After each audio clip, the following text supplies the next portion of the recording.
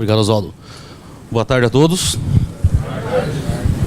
Então, o nosso principal objetivo aqui em trabalhar hoje a NR5 não é pegar a NR e começar a destrinchar ponto a ponto. Nós vamos pegar alguns pontos principais que a gente sabe que muitas vezes nos treinamentos que vocês cipeiros receberam na empresa, eles não são colocados da forma que deve ser. Com isso, mas antes disso, eu vou começar com algumas siglas que a gente usa usualmente na área de segurança, que é a CLT, que são as consolidação das leis do trabalho, MTE, que é o Ministério do Trabalho e Emprego, que é o órgão responsável que vai fazer fiscalização quando a empresa não cumpre as normas, ou seja, quando vem alguma denúncia de algum trabalhador reclamando, independente se é NR5, NR10, a gente vai fazer uma denúncia ao Ministério do Trabalho e vai uma equipe de auditores fiscais fazer a investigação dessa situação. O SESMIT, que é o Serviço Especializado em Engenharia de Segurança e Medicina do Trabalho, que em algumas empresas eles usam outros nomes para como nomenclatura do setor de segurança, mas, de resumo, é o SESMIT. NRs, que são as nossas normas regulamentadoras, que nós tivemos, mais para frente eu vou explicar como que surgiu as NRs. CAT, que é a comunicação de acidente do trabalho, que é um outro item muito importante que a CIPA deve estar atenta, que qualquer acidente deve ser feita a abertura da CAT, tendo ou não afastamento, porque ela é apenas uma comunicação do acidente. E ele deve ser para todos os acidentes típicos, acidentes de trajeto ou doenças provenientes do trabalho. A CIPAT, que é a Semana Interna de Prevenção de Acidentes. O PPRA, que é Programa de Prevenção de Riscos Ambientais. O PPRA é um documento que é o SESMIT da empresa produz, faz um estudo, uma análise de riscos, de acordo com cada função e posto de trabalho da empresa. Então, lá já vai ter uma pré-análise dos riscos existentes.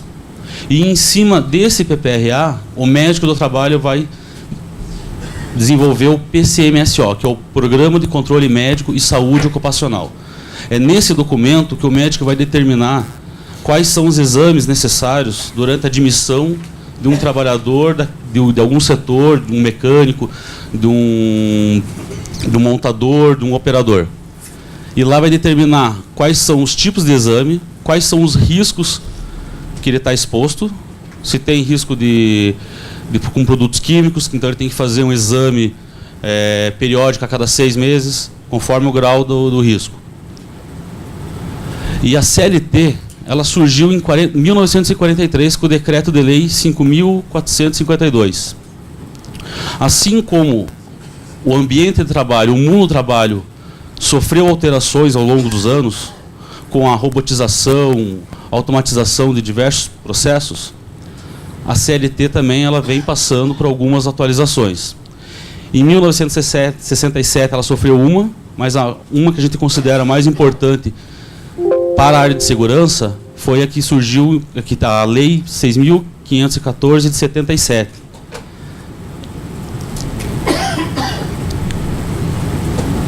Que é uma lei que altera única e exclusivamente o capítulo 5 do título 2 da CLT, que é relativo à saúde e segurança e medicina do trabalho. Então, nessa alteração, foi alterado os artigos 154 a 201 da CLT. E um dos artigos que mudaram e fizeram o surgimento das NRs foi o artigo 200. Que o artigo 200, a gente pode pegar aqui, ele, antes dessa última alteração, ele só dizia que as empresas deveriam proporcionar aos seus empregados treinamento adequado que habilitasse eles ao manejo de equipamentos de combate de incêndio. Era a única item em questão de segurança.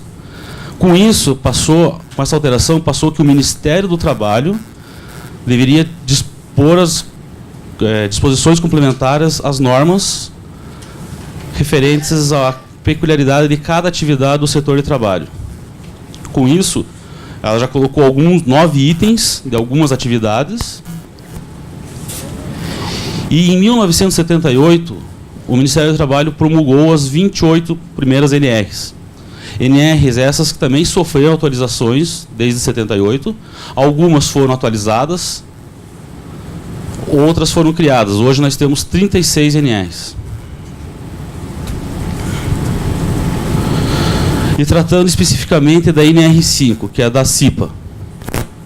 A CIPA, ela tem o objetivo principal, que é a prevenção de acidentes e doenças do trabalho, preservando sempre a saúde do trabalhador. E como que a CIPA pode fazer essa prevenção de acidentes? É fazendo um planejamento. E desse planejamento vai ter um plano de trabalho. Na hora do intervalo da manhã, um trabalhador veio me perguntar que ele está tendo dificuldades no seu processo da CIPA. E eu perguntei para ele se durante o curso de 20 horas, que é obrigatório, antes de vocês tomarem posse da CIPA, se foi falado nesse treinamento sobre planejamento e plano de trabalho. Ele falou que não. Então é justamente por isso que a gente foca em alguns pontos que são fundamentais para que o cipeiro possa desempenhar as suas atividades. E o plano de trabalho, para que ele serve? Porque no plano de trabalho vai ter diversos itens, diversas atividades, diversos riscos que devem ser estudados ou corrigidos. E é nesse plano de trabalho que você vai conseguir determinar um tempo para que o cipeiro possa não estar na atividade produtiva e sim desempenhando a atividade para a CIPA. Com isso, a gente consegue exigir que o empregador cumpra um item 5.17 da ENR, que é disponibilizar todos os meios disponíveis para que o cipeiro desempenhe suas atividades. Então, se a gente não tiver um plano de trabalho, não tem como a gente justificar que o cipeiro precisa de 1 hora por semana para fazer verificação de riscos da empresa. E assim como a ANR diz, as atribuições da CIPA, que é identificar os riscos, elaborar um mapa de riscos, elaborar um plano de trabalho. Então, quer dizer, no próprio plano de trabalho vai ter um item lá que é a identificação dos riscos, para poder fazer a elaboração do seu mapa de risco, que geralmente as empresas já possuem, mas devem ser atualizadas a cada nova gestão, e, consequentemente, ele participar da implementação. Ele deve verificar periodicamente as condições do trabalho, que é no seu dia a dia, no seu posto de trabalho. Ele vai verificar uma máquina que começou a ter um vazamento de óleo, uma máquina que está dando choque no operador. Ele deve, nesse momento, já discutir esse risco com o SESMIT para que seja feita uma intervenção. Ele tem como atribuição fazer a divulgação das informações. Tudo aquilo que foi discutido numa reunião da CIPA deve ser divulgado aos trabalhadores, além dele também divulgar as questões de segurança. Ele pode requerer a paralisação de uma máquina. E eu digo bem requerer porque ele vai solicitar ao SESMIT da empresa que aquela máquina que esteja com grave e iminente risco, colocando em risco a saúde e a integridade do trabalhador, que ela seja paralisada. E não simplesmente, como a gente já viu algumas situações, do cipeiro vai lá e querer interditar a máquina por conta própria. Tem que saber seguir alguns passos para evitar um desconforto do relacionamento entre a CIPA e a empresa. O SESMIT da empresa, assim como no treinamento da NR, obrigatório da NR5, mas também na primeira reunião da CIPA, deve ser feita uma apresentação do PPRA e do PCMSO da empresa aos cipeiros, para que eles tenham conhecimento. Com base nesse documento, o cipeiro vai poder já ter uma prévia dos riscos existentes nos setores. Ele tem como que promover o cumprimento das NRs, e não só das NRs, assim como de todas as normas internas que a empresa tem na área de saúde e segurança. E esse é um dos itens que eu julgo mais importante, que é participar da análise dos acidentes que ocorrem na empresa. Geralmente, em alguns acidentes, participa só o SESMIT, só o encarregado, só o gestor da área. O cipeiro deve ter conhecimento desse acidente e deve participar da investigação. Mais para frente eu vou mostrar um exemplo de um acidente e qual que é a linha que deve ser tomada numa investigação de acidente. E não simplesmente dizer, não, foi culpa do trabalhador, ele cometeu um ato inseguro. Termo este que não existe. Ele deve requisitar nas reuniões da CIPA a cópia das CATs emitidas no período, justamente porque essas CATs todos esses acidentes, eles devem ser discutidos na CIPA, verificado o que gerou esse acidente, quais foram os motivos que gerou e o que pode ser feito para evitar. E também tem como atribuição a promover a CIPAT, que é a Semana Interna de Prevenção de Acidentes, em conjunto com o SESMIT, que vai ser uma semana que deve ser tratado de assuntos de segurança, ter palestras sobre segurança. A gente já fez em algumas empresas uma parceria com a Secretaria de Saúde, em que eles disponibilizaram lá uma van para fazer exames aos trabalhadores gratuitamente. Então, são diversos itens que vai ser tratado. Só que também não é só o cipeiro que tem atribuição na CIPA. Todos os empregados da empresa têm. A primeira delas é participar da eleição, sabendo escolher aquele candidato que vai lhe representar para defender as questões de saúde e segurança. E não aquele candidato lá que ofereceu um churrasco para a galera do setor e é eleito, que ele só está querendo a garantia do emprego, a estabilidade. Todos os trabalhadores, eles devem contribuir, colaborar com a CIPA. E como que ele colabora com a CIPA? Indicando situações de risco para o seu colega cipeiro, porque muitas vezes o cipeiro não vai conseguir estar em todos os setores, em todos os momentos. Mas se ele visualizar alguma situação, ele deve comunicar ao cipeiro para que o cipeiro dê os encaminhamentos. E deve aplicar todas as recomendações na área de segurança, tanto das NRs como as internas da empresa. O funcionamento da CIPA. Ela tem reuniões ordinárias mensais. Reuniões essas que são definidas por um pré-calendário já estabelecido. Calendário esse que é pré-estabelecido pelos integrantes da CIPA na sua primeira reunião. Quando eles tomam posse, eles já determinam. E não simplesmente a empresa determinar que vai ser em tal horário e tal dia. Como acontece também de empresas que colocam na sexta-feira, no último horário, no qual o trabalhador já está pensando em ir embora, ou então, se a reunião se alongar, não pode continuar, tem que encerrar a reunião e ir embora. Até porque não tem um período que diga, não, a reunião tem que ter duração de 1 hora. A reunião vai durar o tempo que for necessário, conforme a quantidade de itens que vão ser discutidos, de acordo com a quantidade de problemas que vão ser relacionados. Outro item é a relação às atas. E esse é um problema que encontramos, acho que em 90% das empresas. As atas são feitas e só entregue para assinatura dos membros 30 dias após a reunião da CIPA. Quer seja, na próxima reunião. Daqui 30 dias, você vai lembrar de todos os itens que foram discutidos na reunião anterior? Ou se tudo que está descrito ali foi realmente como aconteceu na reunião? Por isso a gente diz, uma ata de uma reunião tem um secretário. Esse secretário, ele não necessariamente precisa ser membro da CIPA. Ele pode ser escolhido dentre os membros, ou a CIPA determinar, não, vai ser a secretária do diretor da empresa que vai participar e vai fazer a ata da CIPA. Vai ser a secretária. Ela deve fazer essa ata num tempo razoável. Eu acho que 24 horas para redigir uma ata é mais do que o suficiente. Até para que ela também não esqueça tudo que foi comentado na reunião. Essa ata ela deve ser assinada por todos os membros. E os membros eles devem ler a ata, para ver se, às vezes, a fala de algum cipeiro, se ela foi contemplada na íntegra, e não manipulada e tirado alguns detalhes. Isso também é outro item que a gente encontra em muitas empresas, e que algumas a gente já conseguiu, com o trabalho dos nossos dirigentes sindicais e dos cipeiros que participam, de melhorar.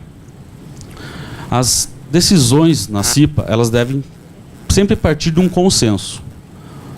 Porém, quando não ocorrer o consenso, vai ser feita votação. Aí é questão de organização do trabalhador. Se a bancada do patrão for a maioria, pode ser que ela ganhe sempre nas decisões. Só que, mesmo as decisões sendo contrárias aos trabalhadores, elas devem estar relatadas na CIPA.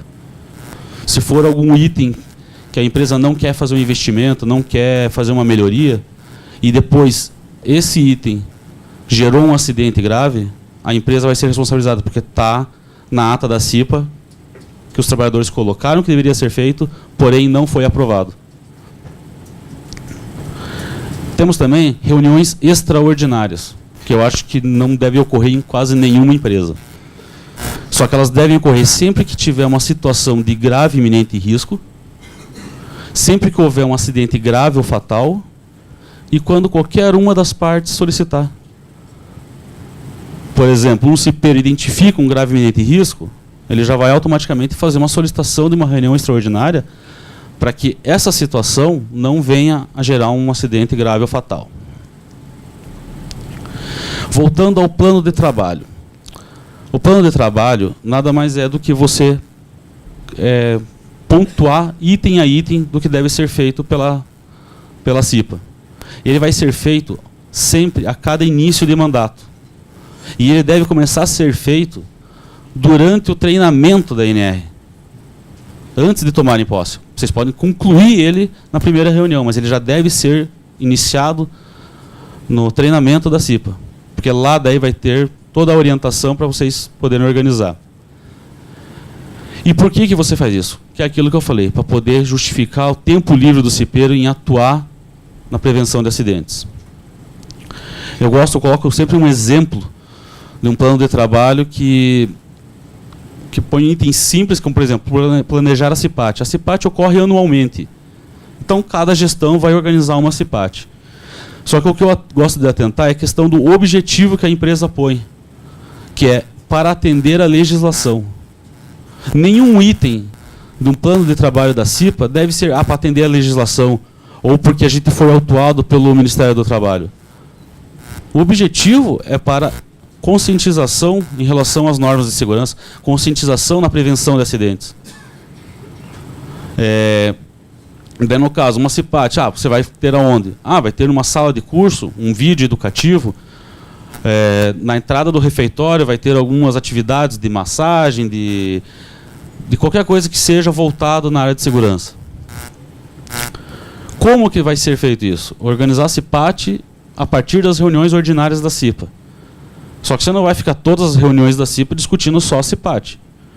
Você pode criar dentro da CIPA alguns membros responsáveis, alguns membros da CIPA que sejam responsáveis por essa organização.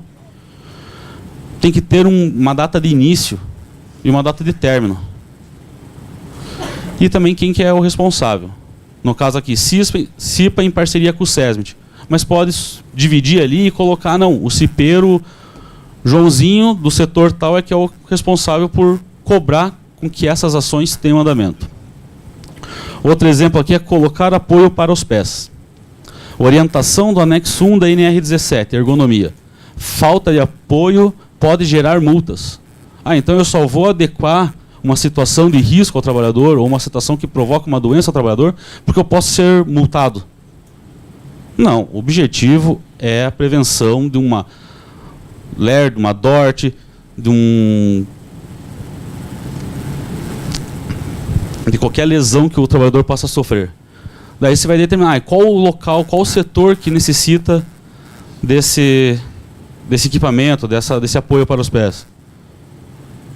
Qual que é a estratégia? Solicitar o orçamento, conseguir a aprovação do orçamento, contratar o serviço. E quem que vai ser o responsável pela ação? Porque na reunião da CIPA, o responsável por essa ação é que vai ter que justificar o andamento dessa ação. Se foi dado início, como que está, se está no processo de compras, não, já foi pedido, só falta a entrega. Ele que vai dar toda a situação do como que está o andamento. Com relação a uma análise simples de um acidente de trabalho.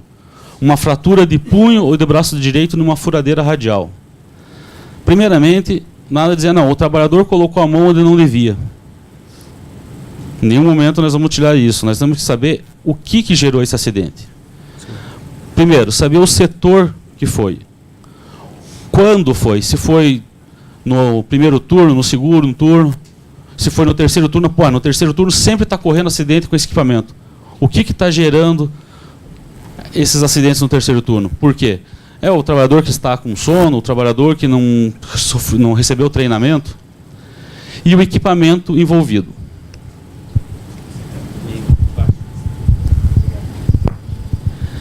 Esses são os primeiros pontos que são analisados. Na sequência, você verifica o porquê que ocorreu o acidente. A mão prendeu no mandril. Por que a mão prendeu no mandril? Vamos seguir pelo lado aqui, onde tem o contato com a mão no mandril em rotação. Mas por que teve esse contato? Porque tem acesso a partes móveis desse equipamento? Existe falta de proteção física? Não, tem a proteção física. Então, essa hipótese é descartada. Outro item que pode ter gerado, utiliza-se, o mandril estava em rotação. Existe uma ausência no procedimento da troca do mandril. E a furadeira radial não é adequada para a produção em série. Isso recai a uma falha de gestão.